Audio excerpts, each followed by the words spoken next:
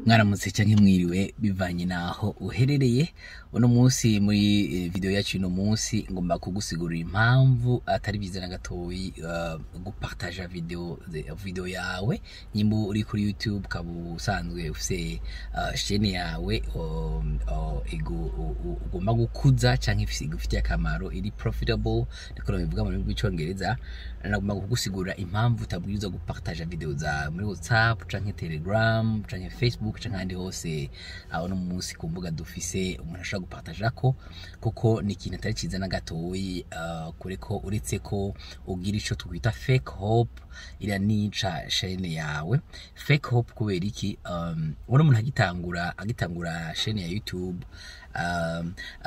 ama views aba make cyane agitangura aba makeyi hama ahantu akura ama views ayaronka naturellement avuye muri cyo bitwa twita search engines aho umuntu arondeye kuri YouTube canke Yahoo canke Google canke Bing zige search engines umuntu arondeye ico ikintu specific kiri kuri chaîne yawe inkuru kanaka canke ikintu kanaka canke ukuntu umuntu ashaka kuri ikintu arondeye kuri search engines araza akagutora canke ahandi umuntu ashaka kuronka ama views menshi kuri YouTube. Ni muri suggestion aho YouTube nyene zirasugera umuntu video bivanye n'ivyo akunda kuraba bivanye na interest ziwiwe aho rona umuntu akura ama views ashaka kumugirira akamaro. Rero akenshi abenshi iyo bagitangura muri YouTube birotruva hanini bariko bafokasinga ku gupartaja video zabo muri YouTube plutôt muri WhatsApp, Telegram kaguma rungikira link ya video yiwe yasohoye arungikira bagenzi biwe ageza kora yuko yoronka ko ama views hama niyo bishitse karonka ama views acagira ikizere ko chaîne we ikirakura hama akabona nta aronka auto views 20-30 ari uko naho nyene abantu bashoye kuraba agacagira rero ikizere yuko chaîne kirakura kumbura ataragera kwikura kubera ko nabasiguriye ama views nyayo ahantu hava hama kugira umuntu aronka ama views amutera imbere. Ama views atashaka guteza imbere umuntu abari menshi tellement que nyimba ufise chaîne ya YouTube urushtabyo ndavuga ama views ashaka kugufugirira akamaro ni menshi tellement que kurungikira link abagenzi n'inshuti atarakimwe bivuze kubera ko nyimba ufise chaîne ya YouTube imeze kwisununura ndazi ko umaze kwibona kugiye muri YouTube analytics hajya muri YouTube studio hari inyuma ubonera nk'ama views yuko aronka chaque minute mu isaha imwe urasanga ufise nk'abantu 10,000 bashoye kuraba ibintu byaye mu isaha imwe rombe 10,000 5,000 20,000 ucumva ko atabaga inshuti n'abagenzi bashika 10,000 mu isaha uronka gumatondereye ku bintu byawe ko biraba bisigura ko rero gupartaja muri WhatsApp kugira urungikira abantu nta kintu kizima byoshaka kugufasha kugira utere imbere kuri chaîne ya YouTube. Icyo ni cyambere. Ihira kabiri navuze nuko doke gupartaja byica burundu chaîne yawe uravye nabi biyica gute soka gasazi kero karanderanje uwo urumwe mu bantu benshi afite indoto yo gutanga gukora akazi muhira canke kwagura amasoko y'ibyo basanzwe bakora bifashijwe n'urubuga YouTube. Hamwe wowe urumwe muri bo udusaba umubonano kuri WhatsApp canke dusanga dukorera tugufasha igikorwa nyamukuru cyo gucagura niche canke intumbero ugomba guha canke chaîne yawe tukagufasha ko yubaka. Turakwigisha uburyo bwiza bwo optimiza ama video yawe maze gutanga kuronka ama views bidatevye tukaguha ama outil canke ibikoresho uzogenda ukenera muri urwo rugendo ndetse tukanagukurikirana muri urwo rugendo gushika utanguye kwinjiza amafaranga vyose tukabigufasha igiciro kitavuna. Iga menya imbura na YouTube. Ikigira kabiri nariko ndavuga nuko byica complètement chaîne yawe ibiravye nabi kugumupaka kubandanje gupartaja birica complètement channel ya bica gute ni kwera ko nkuko nababwiye yuko ama views umuntu ashaka kugira akamaro umuntu ava muri search engines mu search engines nka YouTube bwayo nyene na za Google za Yahoo Bing n'izindi akava no muri suggestion. Rero muri suggestion ni ryari YouTube ni ryari algorithm za YouTube zifatinga yo gusugera video ni ryari ni mu gihe video ni kuvugiye izo algoritme zibona yuko iyo video abantu bimara ku mwanya utari muto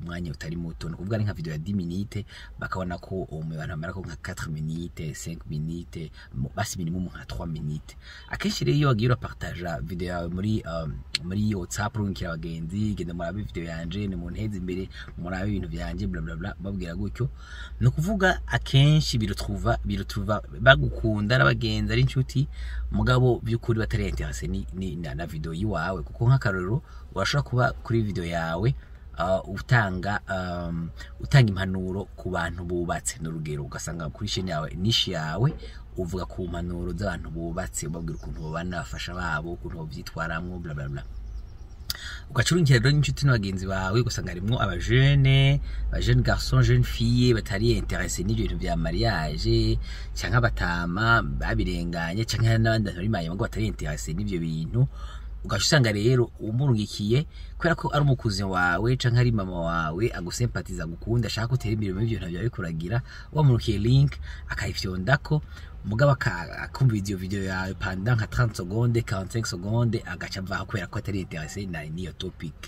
Hama rero ico bisigura bitanga kuri ku algoritme ya YouTube amaze ko uriko ruika ko abantu bagaca bamara ko 45 secondes 30 secondes bagaca bagenda bice biha algoritme ici zibona yuko video yawe itari intéressant video yawe abantu bemera ko mutoyi cyane bice bituma video yawe itabasuggere byumva no mu bandi bantu bariko baraba video zishusha zijanye na video yawe YouTube ntisoya gusugera video yawe kubera ko iki conclure yuko video yawe itari intéressant itameze neza abantu batayikunda bizwa ko ugumye Partaja uyu Partaja video upartaja muri YouTube na muri Facebook muri WhatsApp cyane Telegram n'ahandi uri kuronona uri kurahomba abaviews uronse muri suggestion gusumba aho ureke muri vide haza umuntu umwe yarondeye iyo info yako kuko ubundi muri YouTube urabona nazo ko nawe hari gushikira ukarondera ikintu ukagira search kana ukavuga uti intambara yo mu Burusiya igeze he doke ukagira recherche bagacaguha rero resultat warondeye cyo kavuga uti ukandika muri moteur de recherche muri YouTube kandi kuti comment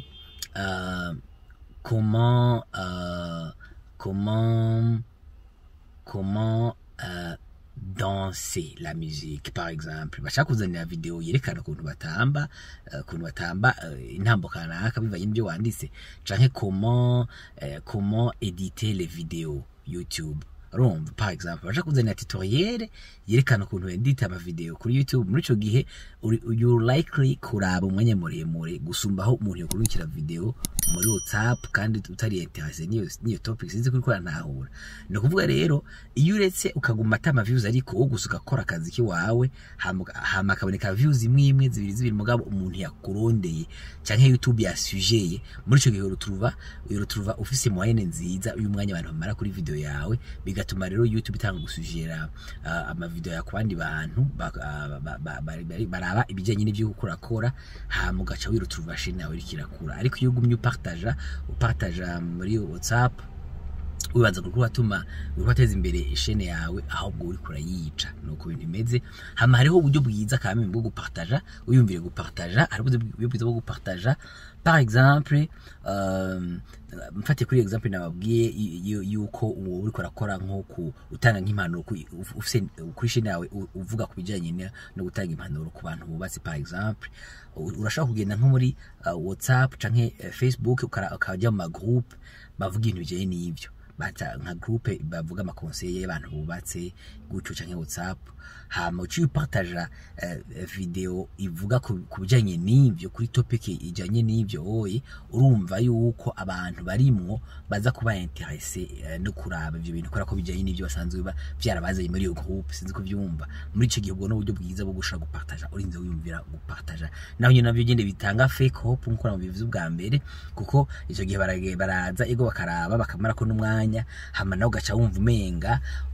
wataye ku shene yataye gukura kumenya yakuze bariko baza bavuye hanze si platform yenyewe yafashe ingo yo kukuduza kwa ko hageze ariko wowe uri kurayiduza artificiellement bigaca bitumugira fake hope bigatuma biguca intege ubonye amaviews abandanije aboneka nkuko biriko biramura ako kanya uri kura partaja hama undi buryo bwo kubigira ni mu gihe uzi running ama ads aho doke ushaka running YouTube ads canke Facebook ads aho uri hamahera kugira upromoting video zawe ico gihe ico ukora ucurabuga targetinga audience ijanye n'ivyo uvuga muri kuri YouTube channel yawe muri cyo ginaho nyine haheze ukaronka abantu bari interesse n'ivyo bintu byawe bagaheza akamana ko umwanya ariko nukurabana neza cyane no kubutira attention uburyo ukoresha mu gupartager ibintu byawe sino uriska gusanga wara block chaîne yawe bigaca biba bloquer info pour tout ukacuma widoga ngo ntibiko biraza ngo YouTube nta kigenda kumba ari wewe uvyica mu kugumu partager urungikira abantu link kandi kumba batari interesse n'ivyo uvuga ko muri video yawe batakwanze bagaca baramwanya muto y'icane bigisha bitanga signal kuri ku algorithm ya YouTube na marobo agaca conclure yuko shine yawe ama video yawe atari interesse ntigera asujira na rimwe ugaca wiruturutegera uronka ama views no muri search result ntigera ranking haje umuntu agize arondeye urona ko baca baklasa video ya mbere ya kabiri ya gatatu mucho ugumi partage gutyo abantu amare ku mwanya wirotruva utigera ranking no muri search result bigatuma shene yawe ikizinga magutyo nijo rero umuntu kuri no munsi ivyemje twize muno munsi nyimba uri interesse kumenya byinshi kubijanye n'urubuga YouTube kuntu kwisununa kuntu kubaka YouTube channel shaka kugufasha ukaronkamo mbere n'uburyo ubutumwa n'umuryango umuryango nyimba kandi uri interesse no kubintu bye na personal development kwino shire n'ibyo dupartaja urashaka kuyabonesha kugira ntuzocikwe chaque dushizeho bishasha hama nyimba ufite icyo uvuga kuri no sujet urahawe kaze gusiga commentaire muri section ya commentaire ha munsi ndaza kuba plus que kubona ivyiyumviro byanyu ndaza no kubishura ubundi rero naho utaha turi kumwe.